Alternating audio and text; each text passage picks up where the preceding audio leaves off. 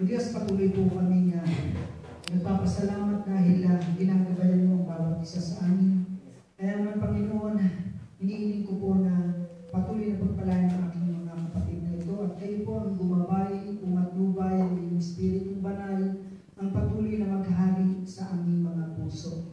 Kaya naman ang susunod na paksa ng aming pag-aaralan mo, Diyos, sa iyo ko na po, Panginoon, inihabilin. At sa pangalan ni Jesus, inaangkin ko po, naganap mo ito na pagbibigyan ng kapangyarihan, bibigyan o Diyos ng kalakasan para kami po ay lubusang makapagbagong buhay. Sa pangalan ni Jesus, Diyos, aking sa panalangin. Amen. Sa ngalan ng Espiritu Santo. Amen. Okay, buksan po natin ang banal na kasulatan. Sa unang Korinto, chapter 13, verse 12 lang po. Unang Korinto, kabanata 13, talatang 12. Ito po ang sinasabi. Ito ay sapagkat sa ngayon ay malabo tayong makakakita sa pamamagitan ng salamin. Ngunit darating panahon na tayo ay magkikita-kita ng harapan. Sa ngayon, ang alam ko ay ilang bahagi lamang, ngunit darating ang panahon na makakaalam ako, tulad ng naging pagkaalam sa akin. Ang salita ng Diyos. Okay, magsiupo po tayo habang pinapalakpakan at pinupuli natin ang Diyos. Tuloy-tuloy po tayo. Pumalakpak nga po kami ng mga inaantok. Inaantok tayo lahat. Pumalakpak nga po kami ng mga hindi inaantok. Amen. Tatapos lang po ng ating napakinggang topic, ang tungkol po sa pananampalatayang Kristiyano, na kung saan ay ating pong napakinggan na talagang napakahalaga sa tao na may pananampalataya. Kaya naman po, ang susunod po natin ngayong pag-aaralan ay tungkol sa topic na guidance. Ito po yung pamamatnubay, guidance. Pag sinabi pong guidance, napakahalaga po sa isang tao na maging tama ang desisyon. Lagi pong kasama yan. Kapag ka po nagkamali ang desisyon natin, ibig sabihin hindi tayo na-guide ng Panginoon sapagkat mali yung desisyon natin eh. Ang sabi nga po, our decision will break or make us. Will break us or make us. Sapagkat kung ano ngayon tayo, sabi nga, dahil yan ay sa naging desisyon natin. Dahil yan ay sa pinili natin yan. Kaya napakahalaga po na kapag ka po tayo nagdidesisyon, kailangan tayo ay nasa maayos na posisyon sa Panginoon. Tayo ay nasa maayos na kondisyon ng ating kalalagayan sa Diyos. Huwag po tayong magdidesisyon kapag ka po tayo ay masama ang loob. Lalo na po pag major decision, nakakatiyak po maging mali ang desisyon natin.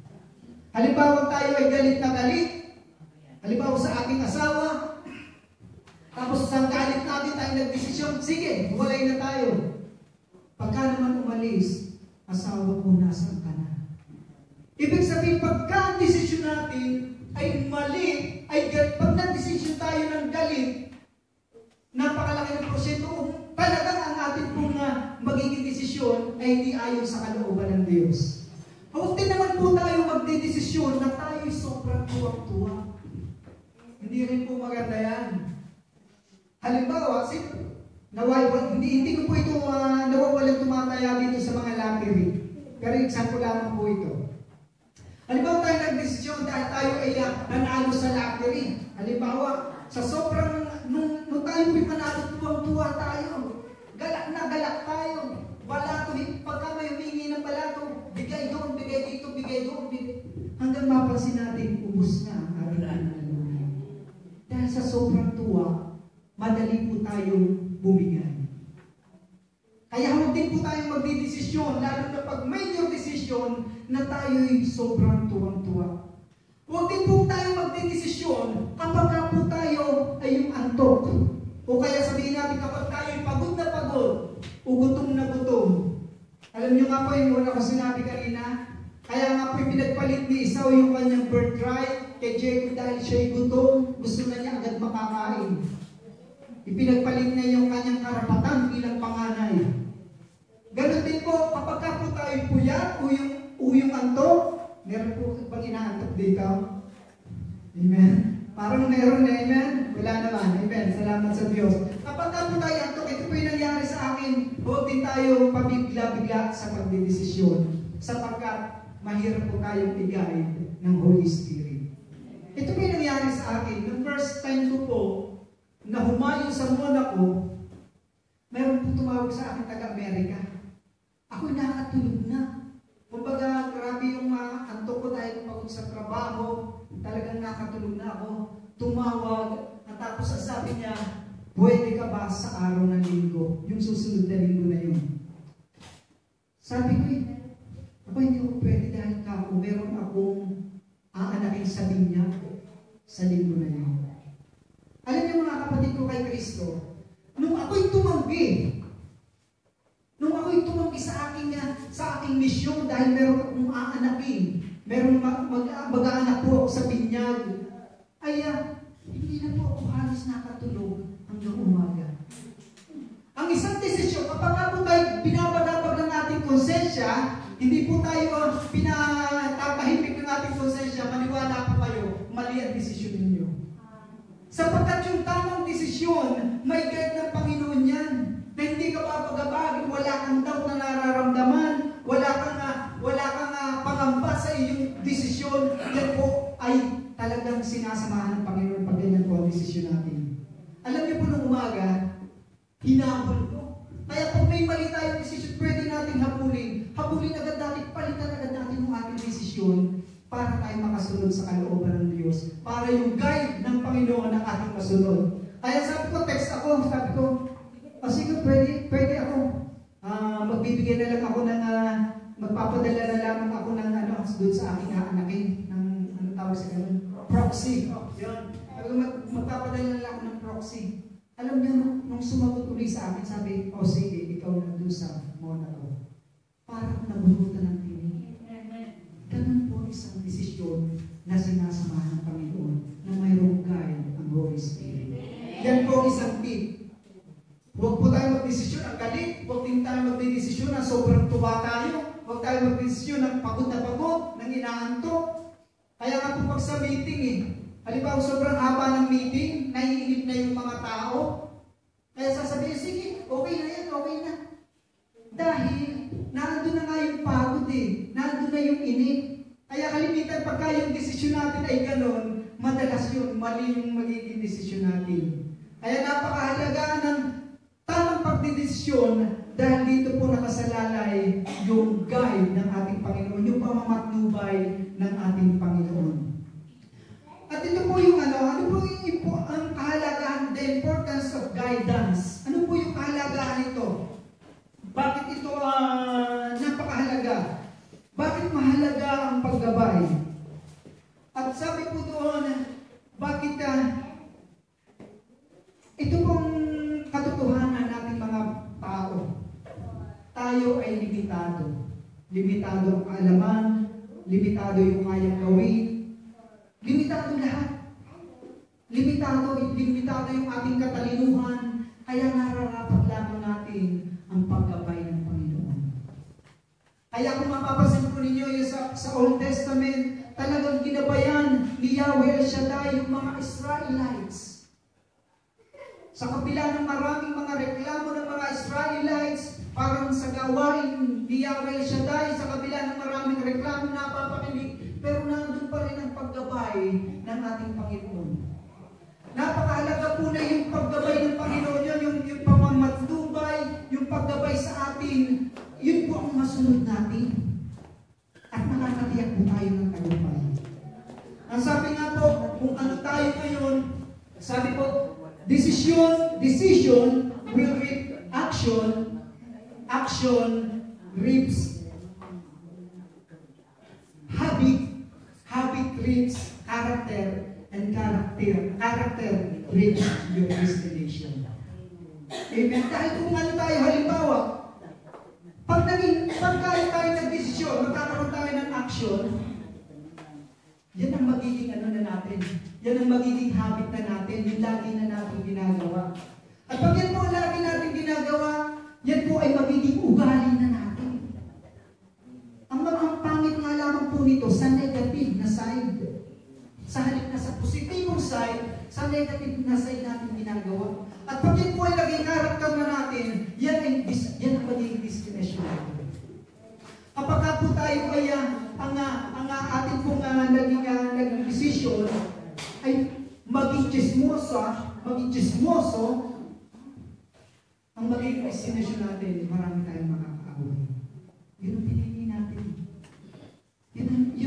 Alam niyo pagpili, hindi naman yan iniano ng Panginoon eh. Nandun pa rin yung free will natin. Nandun pa rin yung freedom natin. Pero sa pagpili natin, sikapin po natin na yung ating pinipili, nandun ang gabay ng ating Panginoon. Dahil pag nandun ang gabay ng ating Panginoon, tiyak na tagumpay tayo, tiyak na magwawagi tayo, hindi tayo matatalo ng masamang espiritu. Dahil ang Diyos ang ating patnubay. Ang Holy Spirit ang siyang gagabay sa bawat isa sa atin. Amen? Kaya kung ang desisyon natin, kung tayo inaantok at ang desisyon natin ay matulog, talo po tayo dyan. Subalit kung tayo inaantok at ang desisyon natin, kahit ako'y antok na antok, hindi ako matutulog, ito yung desisyon ko para meron akong makamit na magandang destinasyon, para makamit ko, matanggap ko lahat ang salita ng Diyos at aking may sa buhay. Tiyak tagumpay ang buhay ninyo pagkalabas ninyo ng bulwagan ito.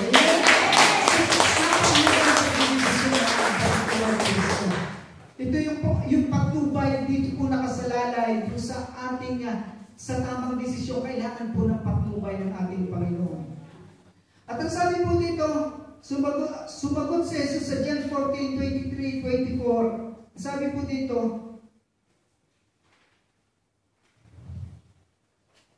sumagot si Jesus at sinabi sa kanya, kung ang sino man ay umiibig sa akin, tutuparin niya ang aking mga salita.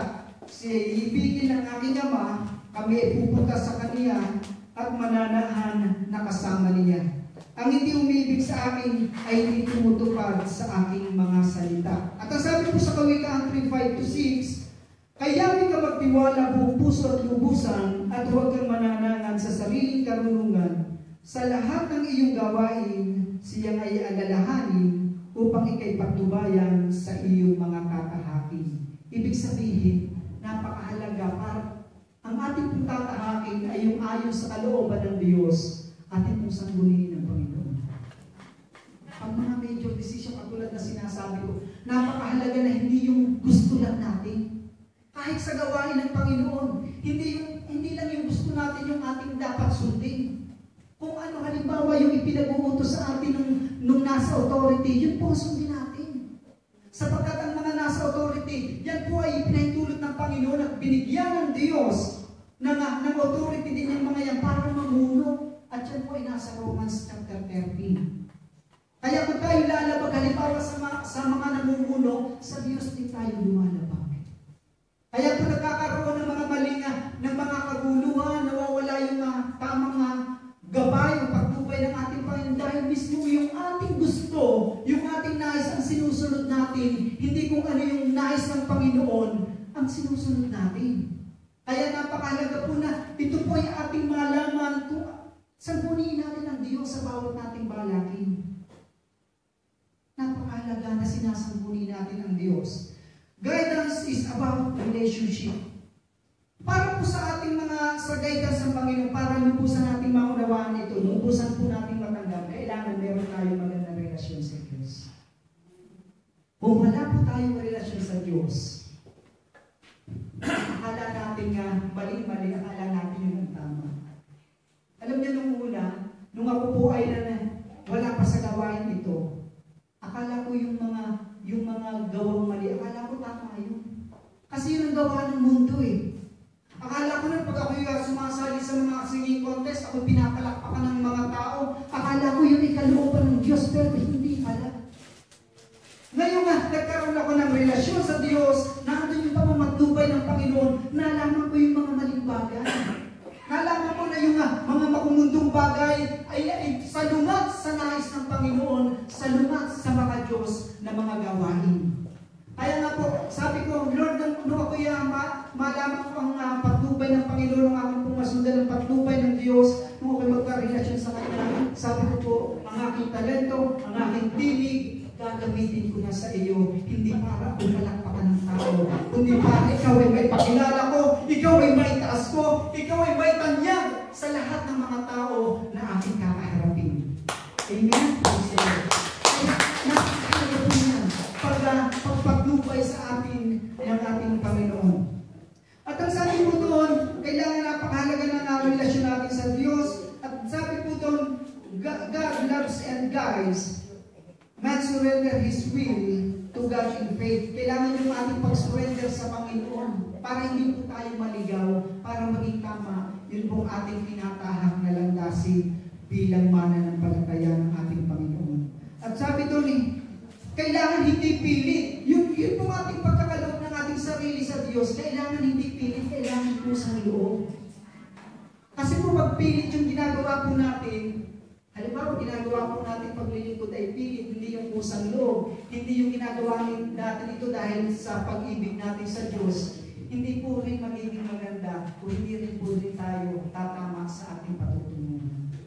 Mahalaga yung talagang ating pusang loob dahil nagmamahal tayo sa Diyos. Pusang loob na paglilingkod ang ating ipagkaloob sa Panginoon. At sabi po doon, guidance by principle versus guidance by inspiration. Kailangan yung guidance by principle. Halimbawa, kung ano yung sinabi ng Diyos, yun ang susundin natin. Hindi yung halimbawa nga nandun ang inspirasyon ko, kaya halimbawa aaten sa gawain ng Panginoon. Nandun yung ginugusto ko, kaya ako aaten sa gawain ng Panginoon. Hindi. Dapat kung ano yung ating yung principle o prinsipyo ng Panginoon, yung prinsipyo ng Diyos, yun ang sundin natin. Hindi yung prinsipyo ng tao. Dahil pag yun ang prinsipyo ng Diyos, universal yun, universal truth na kung saan, tiyak na magtatagumpay tayo sa buhay na ito. Magiging maganda yung destinasyon natin. Makakarating tayo sa langit. Amen? Huwag nga lamang lalampas. Meron na talaga alam niyo sa totoo lang, wala naman talaga lalampas sa langit eh. Ito nga po ating ginagawa ito kulang pa rin naman ito kung iyaano natin sa Panginoon, di ba? Yung sa Kanya kabutihan, kulang pa rin ito. Kaya nga, ang desisyon natin na hindi matulog, kailangan paninindigan natin. Amen? Pumalakpak nga po ang mga tulog.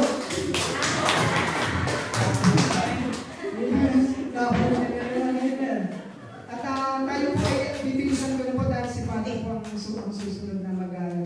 How God guides His people. Sabi po dito, by teaching. Halimbawa, malalaman natin yung gabay ng Espiritu Santo by teaching. Halimbawa sa mga turo. Halimbawa sa katulad dito, tayo nag-aaral kung ano yung tinuturo mula sa salita ng Diyos. Yan po ang maggagabay sa ating patungo sa magandang buhay. At hindi lamang po yun, kailangan din po yung scriptures, yung pagbabasa ng kanilang kasulatan. Mahalaga po yan dahil yan yung gabay natin.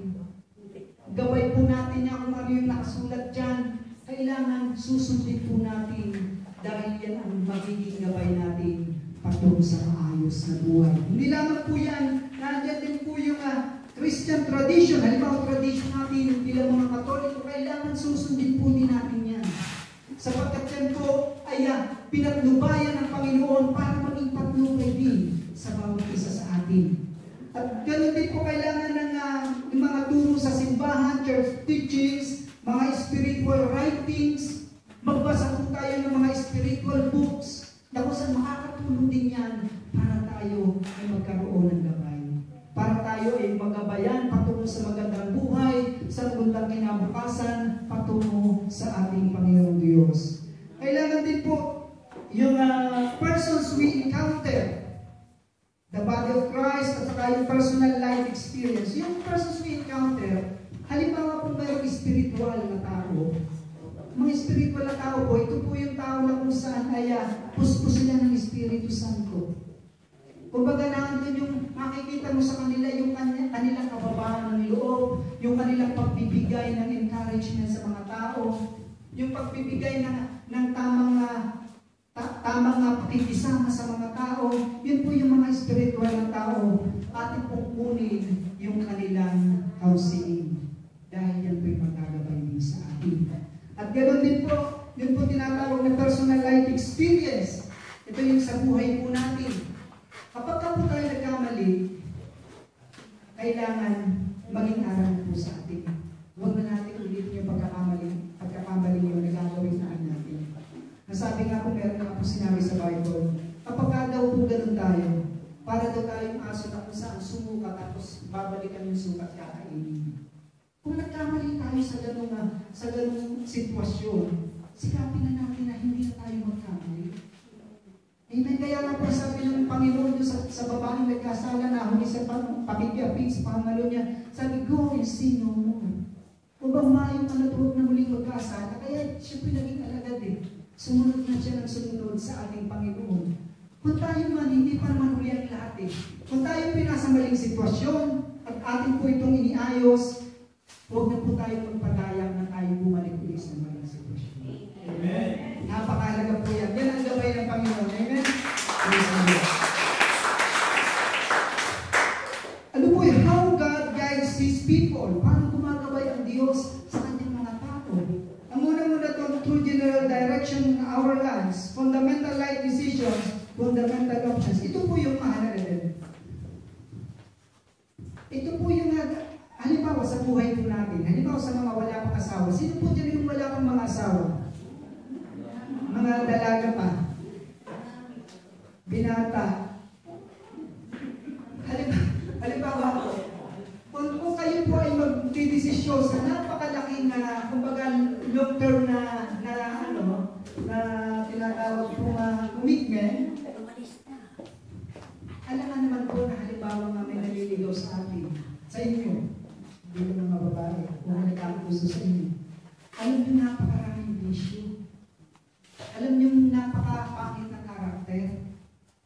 Kung baga kailangan ating pananaigin yung tamang desisyon, huwag yung puso. Kahit kayo ay guwapo o mahal na mahalin nyo, subalit isipin naman yun yung kinabukasan.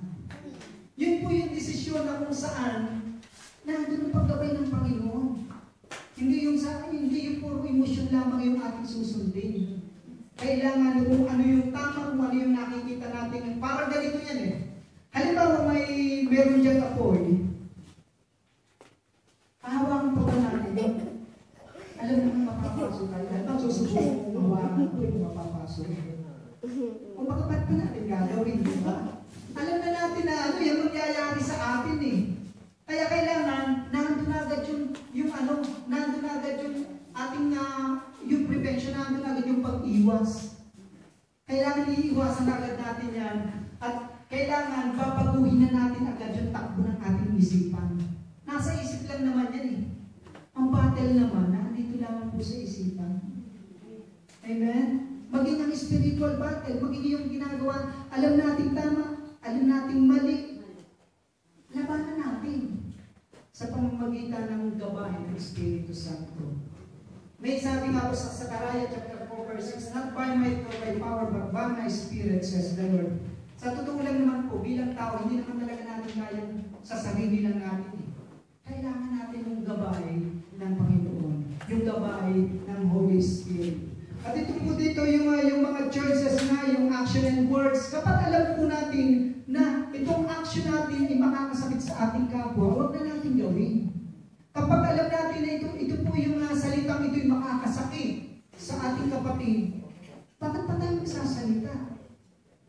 Amen? Kung tutusin po naman, ang buhay naman basta nasa atin ang Panginoon, si Kristo yung namumuhay sa atin, madali po naman eh. Pero kapag po wala talaga yung paggabay ng Espiritu Santo sa ating buhay, diyan po tayo nagkakaroon ng problema. At yun nga po yung disposisyon natin sa buhay. At kasama na rin po yung how God guides His people by giving specific direction. Immediate. Ito po yung unang-unang immediate o yung tinatawag na direct. Alam niyo, meron naman ang Panginoon, buhay ng Diyos. May tinatawag po niya yung immediate, yung direct, yung walang gagamitin tao. Mismo ang Diyos ang magbibigay ng direktang sign para halimbawa huwag ka nang tumuloy o para halimbawa hindi mo nagawin yung bagay na yun sa inyong pagdidesisyon. Meron po yung direct na tinatawag. Meron agad halimbawa katulad po nito. Nung nakaraan po linggo, hindi po ako natuloy ng mona ko. Naka-assign po ako doon. Alam niyo po, ang tren, nasiraan, isang station pa lang, nasiraan na po ang tren. Sabi nung isang oras lang, maaayos na. Sabi ko, sige, abot ko pa. Aba, mga ilang minuto pa maaayos na. Alam niyo, hanggang umabot sa 3 oras yun. Ibig sabihin doon, may mga circumstances o may mga sitwasyon na kailangan pong, halimbawa ganyan, huwag na po tayong magpipilit. Dahil yun ay sign o yun ay paggabay ng Panginoon. Direktang paggabay yun ng Diyos. Dahil kung halimbawa nagpilit ako, hindi ko alam kung, dahil sabi nga po, ang tunay na nakakaalam ng pinakamabuti sa atin, walang iba kundi ang Diyos din. Hindi yung ating sarili. Dahil yung sabi ko nga po kanina, yung kaalaman natin, yun po ating magagawa ay limitado. Subalit yung kaalaman ng Diyos at magagawa ng Diyos sa ating buhay ay walang limitasyon. Amen? Kaya mahalaga na ang Panginoon sa Kristo ay ang pagpapagulay ng Espiritu Santo. Yun po ang dapat nating sundin. Amen? At meron din po naman tinatawag na yun po nga tinatawag na mediate. Yung mediated, yung may ginagamit na tao. Halimbawa sa isang anak. Ito na lamang po isang halimbawa. Kung halimbawa ikaw ay anak, may gusto kong gawin, pag sinabi ng iyong magulang na huwag, sundin mong magulang. Lalo na din kung sa major decision, lalo sa mga desisyon talaga nga panghabang buhay na commitment. Dahil alam ng magulang mo kung ano yung makakabuti sa iyo. Hindi naman yan ipagkakait ng ating magulang kung talagang makakabuti sa atin. Meron mga taong ginagamit, halimbawa pati meron tayong problema mabigat o suliraning mabigat, lapit tayo sa mga pari para humingi ng counseling, sa mga preachers, sa mga taong talaga nga malalim ang pananampalataya sa Diyos dahil sila'y gagamitin ng Panginoon para patnubayan ka. Pag ang binigyan ng counseling ay ganito, kalimitan kasi ganito Yun po nga, pag nagpa-counseling, ito po yung madalas kong nararanasan na kahit nung ako yung sa lumang buhay ko, humihingi ako ng counseling, ng advice, halimbawa sa pari, pag mag-uumpisal ako, hihingi na rin ako ng advice, pero yung sarili ko pa rin na sinusunod ko, kaya ako napapahama. Pag tayo po may problema o mayroong desisyon gagawin o tayo nasa gitna ng gulo, ihingi natin ng counseling. Kung ano yung mahirap natin gawin, yun ang dapat natin gawin dahil yun ang tama. Amen. Amen. Dahil yung naiintiyak ko sa inyo, yun ang tama. Yung mahirap yung gawin, yun ang tama. Dahil tayong tao, nandun yung kahinaan Pero sasabihin ko sa inyo, pagka ito po yung nagawa natin, kapag yung mahirap ang siya natin sinunod, at tayo yung umasa at tiwala sa magagawa ng Diyos sa atin, tiyak naman ang tagumpay natin sa kinabukasan. Amen? Amen. Praise the Lord. Kapag tayo mahirap, yun ang sinunod natin, o yung ini-advise sa atin ang sinunod natin, tiyak na panalo tayo, tiyak na tagumpay tayo. Dahil yung mga taong yun, yung mga spiritual na taong yun ay ginagamit ng Diyos para sa ating pagtubay, para sa ating pinatahan sa buhay. Amen? At sige po, tuloy-tuloy po tayo. Bibilisan ko na po. At tayo po ay, ito po yung katanungan, how to grow. How to grow in receiving guidance. Para po tayo lumago sa pagtanggap ng guide ng ating Panginoon para matanggap po natin ito. Para po tayo talagang lumago, unang-una, kailangan isurrender natin talaga sa Panginoon yung buhay natin pagkakaroon. Surrender natin sa Panginoon. Huwag tayong laging react ng react. Kailangan tayong mag-respond. Alam niyo, wala na bang mangyayari sa laging react sa napakaraming reaksyon, napakaraming reklamo. Katulad ng mga Israelites, no? Wala nang nangyayari sa atin, puro tayo reklamo. kung hindi tayo magre-respond.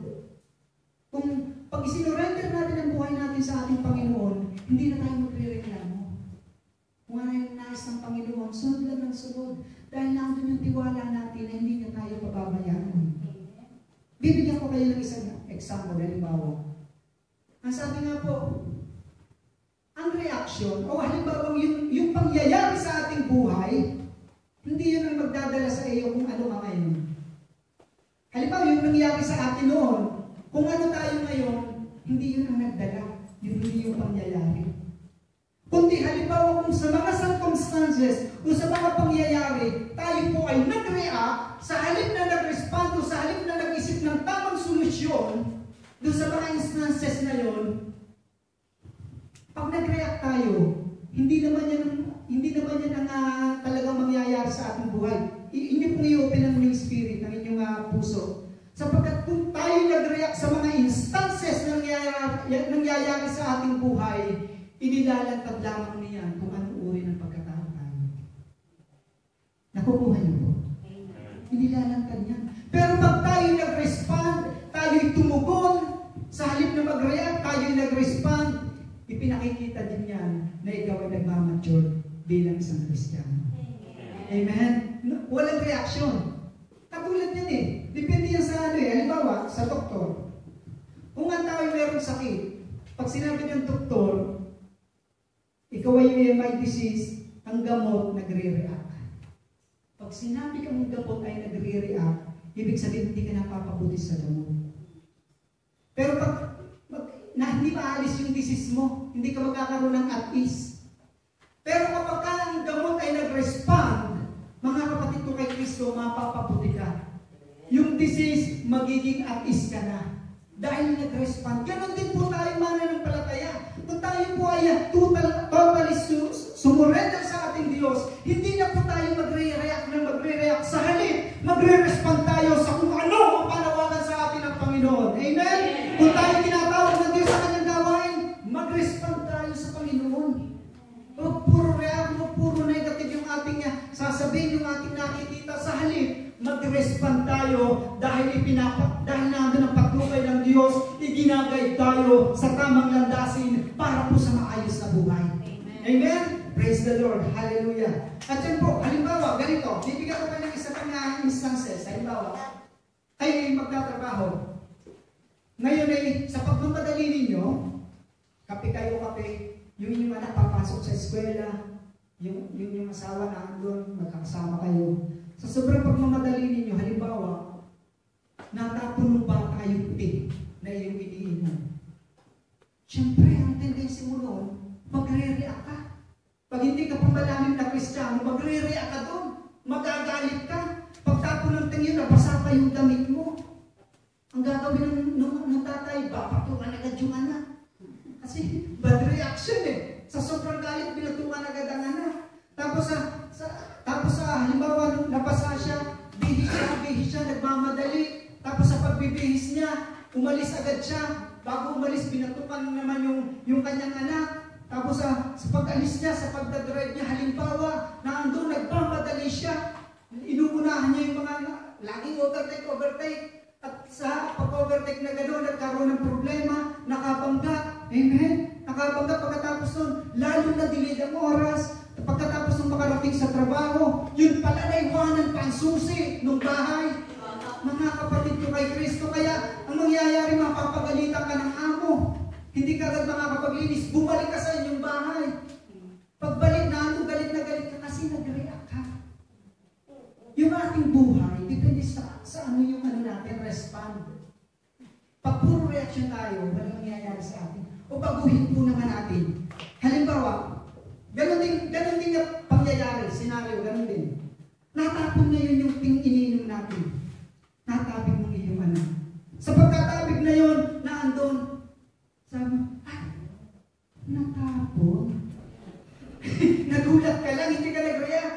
Sabihin mo sa'yo na, anak, sa susunod mo, ikinagdadandahan, ikimag-iingat. Di maganda, mahinahon ka. Matured ka na nga eh. Kumbaga, yun ang respond mo eh. Hindi ka nag-react. Ngayon ay sa ganyan, sabi mo sa asawa mo, ay, Michael, kumuha ka ng damit at ako magpapalit na basahin ng damit ko eh. Tapos sa pagpapalit mo ng damit, ikaw ay aalis na, ang sabi ng iyong asawa, may nalimutan ka, yung susi mo. Sa pagmamaneho mo, nung makadating ka sa iyong pagtatrabuhan, 10 minutes ka pa. 10 minutes ka pa advance. Ibig sabihin, pareho senaryo, subalit yung pangyayari nagkakaiba. Yung nagiging bunga, nagkakaiba. Kaya sa halip na mainis ka, ikaw ay dinagdagan pa ng sweldo dahil maaga kang nakarating sa iyong trabaho. Amen? Parang senaryo, kaya nga po bilang Kristiyano, kailangan isurrender natin yung ating buhay sa Panginoon. Huwag na tayo mag-react. Bilang lingkod ng Diyos, iwasan po natin ang reaksyon, ang negative na reaksyon. Dahil diyan pumapatuloy ang Diyos kung ano yung naging response natin sa halip na kung ano yung naging reaction natin sa mga circumstances ng ating buhay. Amen? Praise the Lord. Praise the Lord. Hallelujah. At ang sunod po niyan, yung surrender to God, ang sunod po dyan, para po lubusan makapatubay sa atin ng Diyos, practical steps for receiving guidance. Ayun pong napag-aralan natin kanina, ganun din yung prayer. Napakahalaga na pakikipag-usap sa Diyos, sa prayer. Na kung saan ito po yung ating ginagawa dapat, maging habit na natin ito, maging buhay na natin ang manalangin sa madaling araw. Kung lagi po natin gagawin ito, tiyak na ang paggabayan ng Panginoon ay nasa atin. At ganoon din, kailangan din po yung study, meditation, and examination of conscience. Kailangan nandun din po yung discernment. Sapagkat bilang mananampalataya, binigyan na tayo ng Panginoon para may discern yung bagay na yan. I-discern ng Panginoon kung dapat, kung saan ka dapat dadaan, kung ano dapat yung gawin mo, kung ano yung dapat hindi mo gawin. Dahil meron ka ng relasyon sa Diyos. Isinuko mo ng buhay mo sa Panginoon, kaya i-discern ng Diyos kung ano yung dapat o hindi dapat mong gawin. At ang sunod po doon ay yung practical steps na ito for receiving guidance ay yung simple yung tinatawag po, yung dinaanan po natin sa CLSS na yung discerning spirit. Nagkaroon na po tayo ng gift of discernment sa mga bagay na spiritual. Para po tayo merong gabay sa ating pong buhay. At ang sunod po doon ay sa practical steps for receiving guidance, the body of Christ o yung Christian community. Napakahalaga po na tayo ay merong inaaniban ng isang komunidad katulad sa ating community. Sapagkat sila yung nagagabay sa atin. Sila yung nakatutulong sa atin para tayo maigabay sa tamang. Sabi nga po doon, kailangan makipag-isa lagi tayo.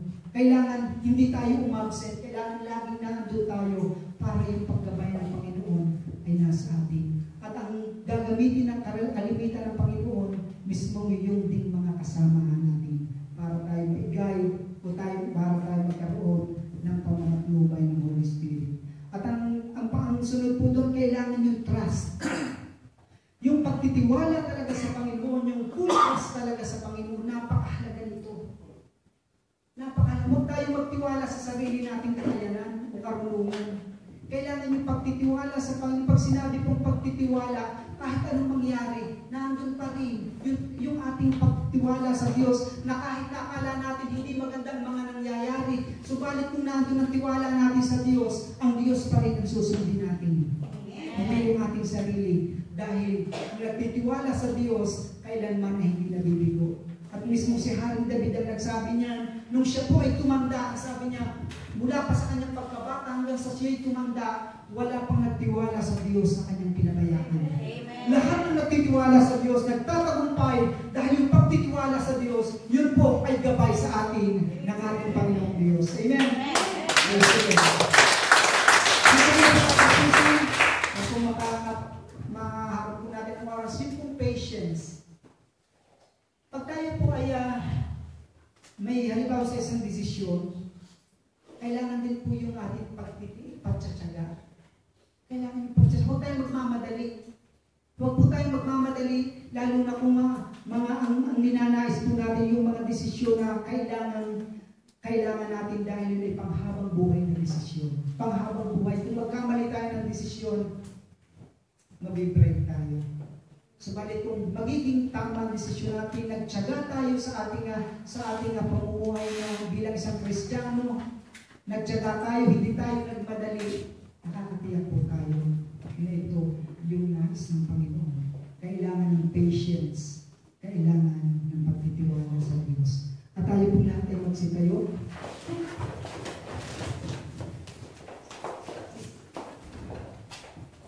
Habang pinaawit itong awiting ito, sabi po doon, ang Diyos ang liwanag natin.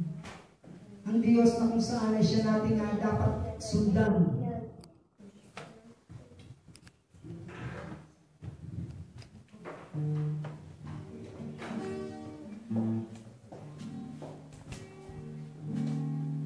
Sabi po ng awitin ay ganito.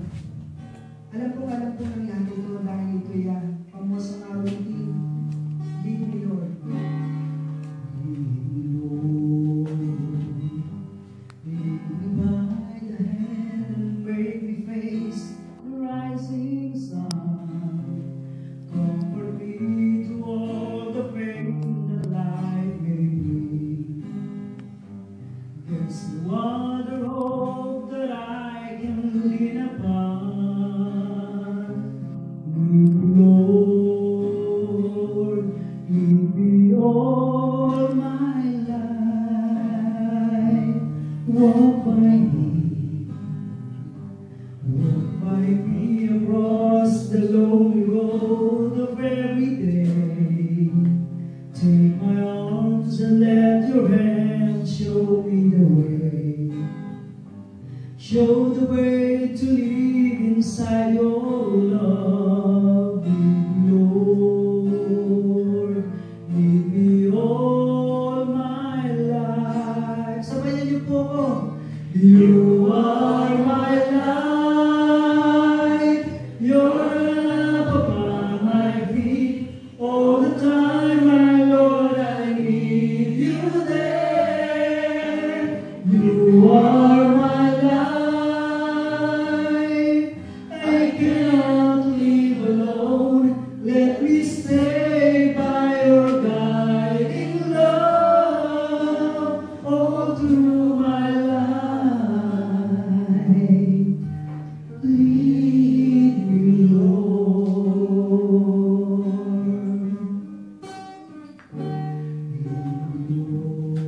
Lord, even though times I'd rather go my way, take the right direction, take your road. Lead me, Lord, and never leave my side. All my days, all my nights. You are my life. You're the lamp upon my feet. All the time, my Lord, I need you there. You are my life. I cannot live alone. Let me stay by your guiding love all through my life. Lead me, Lord. Praise the Lord. Tayo